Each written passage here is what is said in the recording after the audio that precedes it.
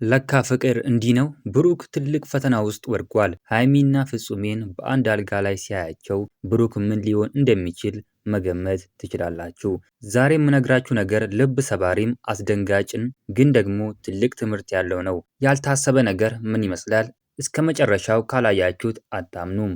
ሰላም ጤና ይስጥልኝ ቤተሰቦቼ፣ ዛሬ በመላው ሶሻል ሚዲያ መነጋገሪያ የሆኑትን የብሩክና የሃይሚን ጉዳይ ይዘንላችሁ መጥተናል። ሁለቱ ተጣልተው እንደነበረ ሁላችንም እናውቃለን። ነገር ግን ሃይሚ ነገርን ወደ ሌላ ደረጃ ቀይረዋለች። ፕራንክ ወይስ እውነተኛ ክህደት? ብዙዎች ግራ ተጋብተዋል። ሃይሚ ከፍጹሜ ጋር በመሆን ያዘጋጀችው ድራማ ብሩክን ክፉኛ አስደንግጦታል። ታሪኩ እንዲህ ነው።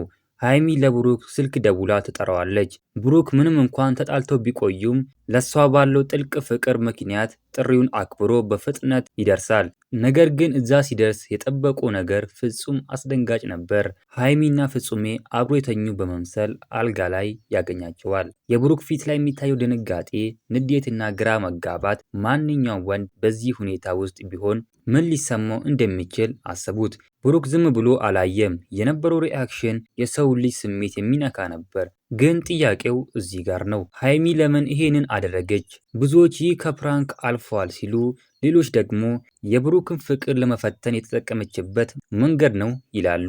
ብሩክ በዛ ሁኔታ ውስጥ እንኳን ለሃይሚ ያለው ስሜት አልቀነሰም።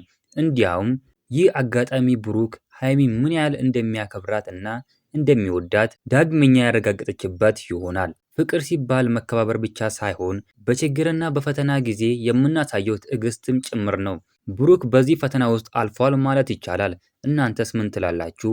ሃይሚ ያደረገችው ፕራንክ ትክክል ነው ወይስ መስመር አልፏል? ብሩክስ በነበረበት ቦታ ብትሆኑ ምን ታደርጉ ነበር? ኮሜንት መስጫው ላይ አስቀምጡልኝ። ይህ ቪዲዮ ከተመቻችሁ ላይክ ማድረግ እንዳትረሱ፣ ሌሎች እንዲደርስ ሼር አድርጉት። እንደዚህ አይነት አዳዲስ መረጃዎች እንዲደርሷችሁ ቻናሉ ሰብስክራይብ በማድረግ ቤተሰብ ሁኑ። በቀጣይ ቪዲዮ እስከምንገናኝ በያላችሁበት የዓለም ዳርቻ ሰላማችሁ ብዝት ይበልልኝ። ደህና ሁኑልኝ።